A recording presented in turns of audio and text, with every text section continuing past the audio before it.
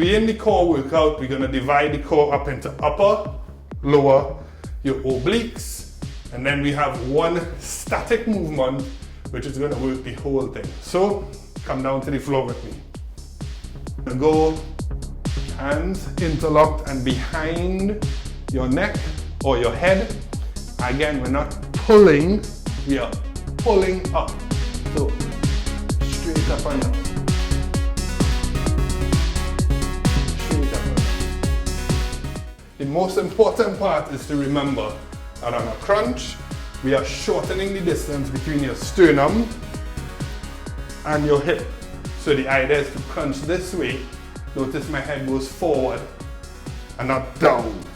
So you're always trying to look up at what you're doing. So the next exercise we're going to do is leg raises. Leg raises simple, but it can be dangerous if you have lower back issues. I'll try to show you a couple different variations just to make sure that you are safe and your back is not going to hurt you after. So again, join me on the floor. Same position that we did for crunches. And this is where the help becomes. So you want to make a diamond with your hands. And the diamond is to allow the coccyx bone or the bottom part of your spine to rest in between. So you form the diamond, find your coccyx bone and relax. From here, the legs go straight up. Take a deep breath, lower your legs, blow out and pull them up. Deep breath, lower, blow out and come up. Now you can speed this up and go quicker, or you can go 3, 2, 1, hold up quick. That's one modification.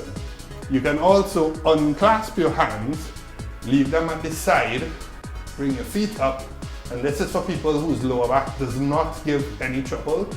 Lower, come back up. Lower, come back up. If you want, you can actually make this even more of a challenge. Take 2 tins of peas and carrots, 2 tins of clim, doesn't really matter. Keep your hands engaged up here, lower your legs, come back up. You will feel the stretch, you will feel the burn. That's exactly what you want. On to exercise number 3, and there are 2 variations, the lying or the laying down. We can also do this one standing up. We're gonna do heel taps. Plant your feet, shoulder width apart. You're not trying to bring your feet as close to your butt as possible.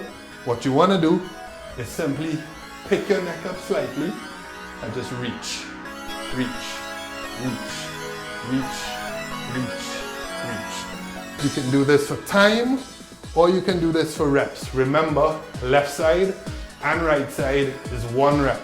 So it will be left, right 1, left, right 2, left, right 3. You can do this one way which is going to be effective and another way which is not going to be as effective. So in the gym, you would see people with dumbbells, and you have the dumbbells here and they just going side to side to side to side. You have actually balanced yourself off holding 2 things. What you want to do is get rid of 1. So this becomes your weight. This is the side that's working. So the weight is going to pull you. Now crunch, bring yourself up. Bring yourself up. Bring yourself up. When you finish either going for reps or time, switch hands. Again, let the weight pull. This side, bring yourself up and squeeze. Bring yourself up and squeeze. And that's as simple as obliques are going to get. There is another variation which is not for the faint of heart, and these are called your Russian twists. This is a very advanced move, and if you have lower back issues, I wouldn't recommend this one. So we're going to do this one weighted and unweighted. Again, the tins, we're going to sit. I'm going to start this way, but end facing this way, so you can see the angle your back is supposed to create. You're going to do without weights and then with weights. So heels on the floor, you're going to sit back, bring the feet off. Hands free, twist, twist, twist, twist, twist, twist. That's as simple as it gets. Again, left side and right side is 1 rep. You can choose your reps or you can choose a time frame. I say anywhere between 30 to 40 seconds should be fine. If you're more experienced, go for longer. From the side, this is what it's supposed to look like. And we're gonna add the weights into these. So keep the weights together, balance, twist, twist, twist, twist. Most important, you want your shoulders, head, and lower back all to be in a line, just like that. You can even hold it for a specific amount of time if you want. So we've covered upper, we've covered lower, we've covered your obliques. On to what we call a static exercise, which is the plank. There is a variation to this as well, but we get to that shortly. We're down to the floor, and this is going to lead into tomorrow's exercises as well, which is going to be your upper body predominantly. So that means chest, back, and shoulders. Really, really simple. So we're going to plant your hands. Again, shoulder width apart. You're going to go up onto your feet or your toes, and you're just going to hold. And hold for a specific amount of time. You can do this on your forearms as well. So we're going to go onto your forearms and just hold. Most important is going to be the angle you create. You want to be as flat as possible. So we're going to turn. The first one is called full plank, where you're on your palms and your toes. Engage the glutes, tighten the core, and just hold it for as long as you can. If you want to go down to your forearms, you can do that as well. And this leads us to the variation. How can we make this more of a challenge for the more seasoned person? Start on your hands, go down to the floor, back to the hands, down to the ground, back to the hands, down to the forearms. And you're going to repeat over and over for reps and again for time. Remember, as usual, keep yourself hydrated. As you can see what's going on, grab your water. Woo! Take a sip.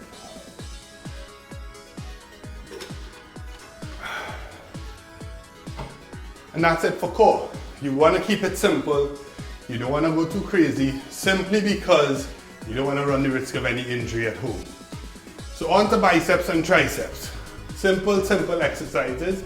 We're going to do one of each with a variation that you can do at home with anything that you have. We're going back to the bag. Each of these tins probably is about 4 ounces, less than a pound, or just about a pound. Keep your forearms facing forward. You're going to retract your shoulder blades, so you're going to pull them back, your chest goes forward. You're just going to raise and raise. You can either do this again for time or for reps. You can do this another way, which is called alternating bicep curls. So you're going to go left side, right side, left side, right side. And that's your simple variation. So that's biceps covered. We're going to go on to triceps now. You're going to want to use something very sturdy. We have tables around in your living room. You have a chair at the dining table. Doesn't matter what you use. We're going to use a table. So I'm going to grab it and bring it back.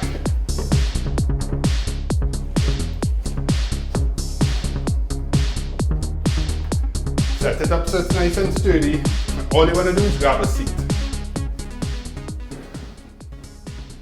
You can keep your heels and your feet just about maybe a foot to a foot and a half away from the table. You're then going to take one small step. You're going to plant your fingers here. You're going to keep your shoulder, your elbow, and your wrist in one line. And all you're going to do is bring yourself off. The angle your legs create should be about 90 degrees. Keep your chest forward, your shoulders back. Bend at the elbows. Come up and squeeze. Come up and squeeze. Come up and squeeze. The only alternative we have for this would be where you place your feet. So you saw one version here. You can extend the feet. Down, up, down, up. If you have a footrest, you can put your feet up this way. You continue the motion. Doesn't really matter. All that matters is that you modify this according to what you want and according to your capabilities. So you can do it the normal way, the advanced way, or the very, very advanced, and keep your legs up. And that's as simple as your workout for today is going to be. Core or abs and your arms. Keep it simple. Use what you have at home. Until the next one, remember to stretch. Drink your water, stay hydrated. And see you tomorrow. Peace.